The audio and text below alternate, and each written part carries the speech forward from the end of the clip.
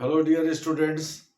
आज मैं अमेरिकी राष्ट्रपति डोनाल्ड ट्रंप, आप सभी लोगों को पता है कि वो रिपब्लिकन पार्टी के नेता हैं और जो बाइडेन की जगह सत्ता में आए हैं।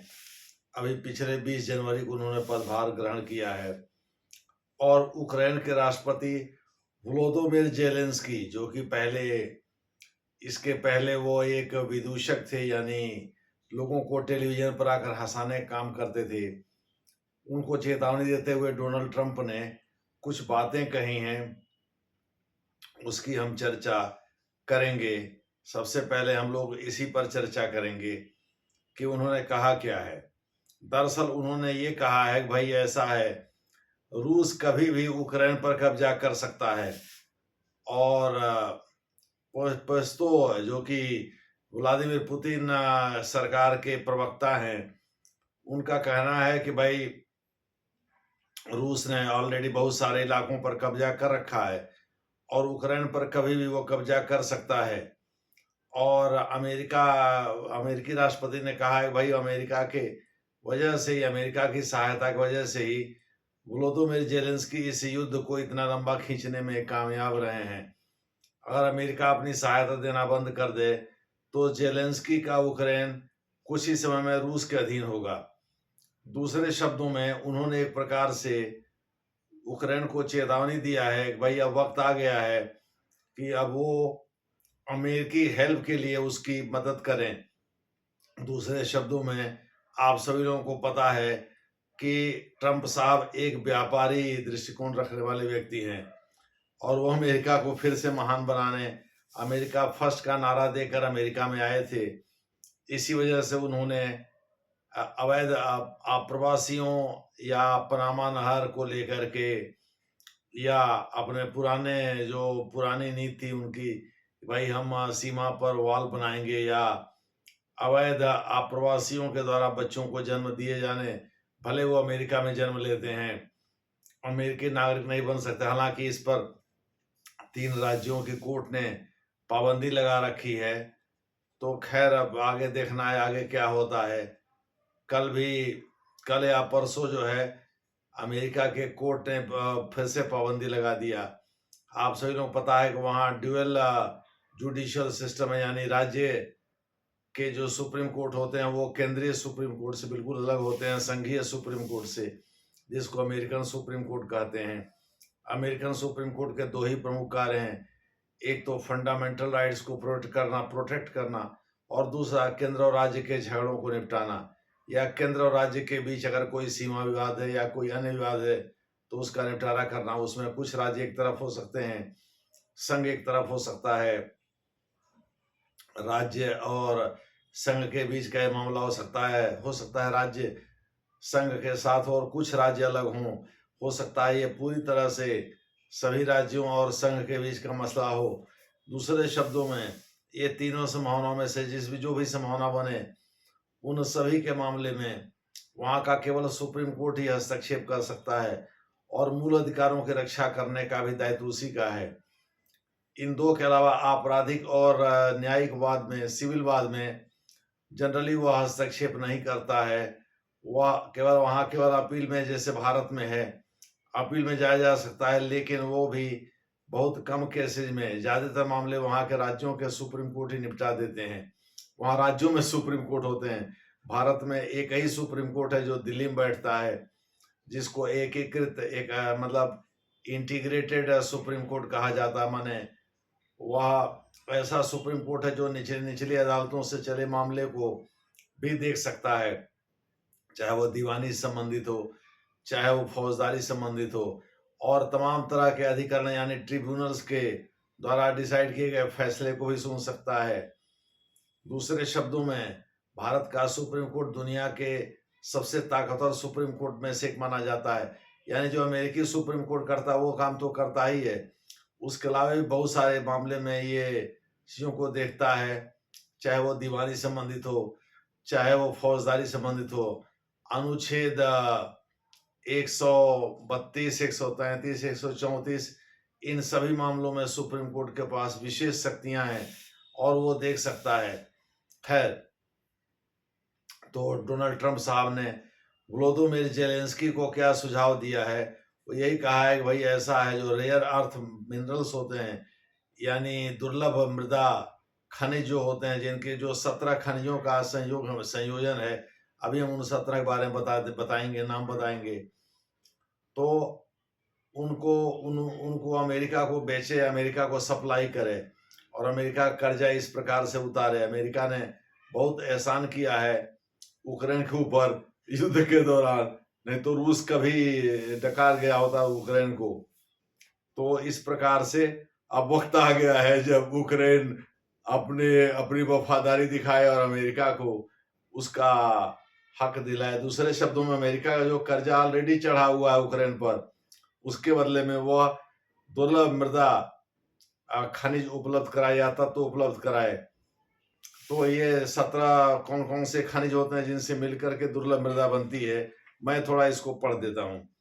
पहला है सेरियम, दूसरा है डिस्पोसियम, तीसरा है अर्बियम, चौथा है यूरोपियम, पांचवा है गंगेलेनियम, छठवां है हेल्मियम, सातवां है न्यूट्रेटियम, आठवां है नियोडीमियम।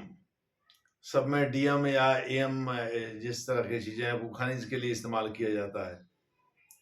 10वां है प्रोसियोडिमियम, 11वां है प्रोमेथियम, 12वां है समैरियम, 13वां है स्कैंडियम, 14वां है टेर्बियम, 15वां है क्यूलियम, 16वां है मेटरबियम, और 17वां है एट्रियम। दूसरे शब्दों में 17 खनिजों से ही मिलकर के रेयर अर्थ मटेरियल या रेयर अर्थ मिनरल बनते हैं, मटेरियल बनता है, यानी दुर्लभ मृदा तत्व बनता है या पदार्थ बनता है। और इसमें 17 खनिज आते हैं जिनके बारे में हमने चर्चा किया। आप इस वीडियो को रिवाइंड करके बार बार सुन सकते हैं, तो मोटे तौर पर आप समझ सकते हैं कि अमेरिका अब अपने द्वारा किए गए एहसान को चुकाने की बात कर रहा है यूक्रेन से। यूक्रेन आफत में है कि भाई अब हम क्या करें, कहीं डोनाल्ड ट्रंप का माथा घूम गया और व्लादिमीर पुतिन से भी अच्छे संबंध है इनके, तो कहीं ऐसा ना हो कि हमारे ऊपर दबाव बना दे तो हम तुरंत सरेंडर कर जाएंगे। दूसरे शब्दों में, हो सकता है अमेरिका मेडिएशन के बारे में सोच रहा हो, यानी मध्यस्थता के बारे में सोच रहा हो कि मध्यस्थता करके किसी तरह से यूक्रेन और रूस का युद्ध समाप्त कर दे। व्लादिमीर पुतिन सैद्धांतिक रूप से इस पर सहमत भी हो गए हैं।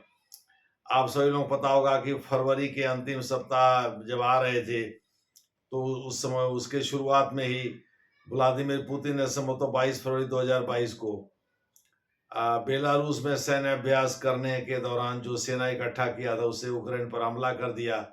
हमले का मुख्य कारण यह बताया गया कि यूक्रेन नाटो का हिस्सा बनना चाहता। अगर वो नाटो का हिस्सा बन जाता तो यूक्रेन की राजधानी जो कीव है वहां से 500 किलोमीटर से कम दूरी पर मॉस्को बसा हुआ है, तो फिर वो मॉस्को नाटो की जद में आ जाता। इसीलिए व्लादिमीर पुतिन पहली बार चाह रहे थे कि जो बाइडेन की जगह डोनाल्ड ट्रंप सत्ता में आए, लेकिन कोरोना की वजह से बेचारे डोनाल्ड ट्रंप सत्ता में आने से रह गए थे। लेकिन इस बार वह सत्ता में आ गए। एक्चुअली डोनाल्ड ट्रंप की दुश्मनी 3 ही देशों से है। एक तो ईरान है, सबसे बड़ा दुश्मन जिसको मानते हैं, रोग स्टेट मानते हैं। दूसरे नंबर पर चीन है, तीसरे नंबर पर उत्तरी कोरिया है। वो रूस को अपना दुश्मन नहीं मानते, जबकि सच्चाई है कि अमेरिका के जो डेमोक्रेट्स हैं वो रूस को भी इसी लिस्ट में रखते हैं। भले ही वो दुष्ट राज्य में उत्तरी कोरिया और ईरान को ही माने, लेकिन चीन को दुष्ट राज्य नहीं मानते, लेकिन दुश्मन मानते हैं, रूस की तरह ही दुश्मन मानते हैं। जबकि रूस भी एक विकसित राष्ट्र है और वो अमेरिका के साथ OECD हो या तमाम चीजें इनका सदस्य भी है, लेकिन फिर भी अमेरिका में डेमोक्रेट रूस से खार खाए रहते हैं, रूस को फूटी आंख भी नहीं देखना चाहते।